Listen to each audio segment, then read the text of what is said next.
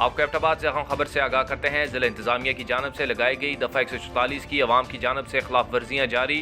Abbott آباد national bank کے آگے درجنوں کی تعداد میں افراد پنشن کی وصولی کے لیے جمع ہے۔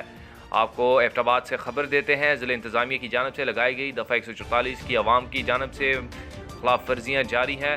ایبٹ آباد نیشنل بینک کے آگے درجنوں افراد پنشن کے اصول کے لیے جمع ہے۔ زیادہ تر افراد نے ماسک تک نہیں پہنا ہوا۔ دوسری طرف لنڈی کوتل بازار میں دفعہ 144 کے باوجود لوگوں کا رش لگا ہوا ہے۔ لنڈی کوتل انتظامیہ اعلانات کے ذریعے عوام کو کورونا کے خطرات سے آگاہ کر رہی ہے، لیکن اعلانات کے باوجود عوام نے بازاروں کا رخ کر لیا ہے۔ لنڈی کوتل بازار میں زیادہ تر افراد بغیر حفاظتی ماسک کے گھوم رہے ہیں۔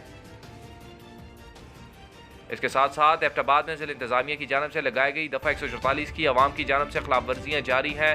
ایبٹ آباد نیشنل بینک کے آگے درجنوں افراد پنشن وصولی کے لیے جمع ہیں۔ زیادہ تر افراد نے ماسک تک نہیں پہنا، اور اس کے ساتھ ساتھ لنڈی کوتل بازار میں بھی دفعہ 144 خلاف ورزیاں جاری ہیں۔ انتظامیہ اعلانات کے ذریعے عوام کو کورونا کے خطرات سے آگاہ کر رہی ہے، لیکن اس کے باوجود عوام نے بازاروں کا رخ کر لیا ہے۔ بازاروں میں زیادہ تر افراد بغیر حفاظتی ماسک کے گھوم رہے ہیں۔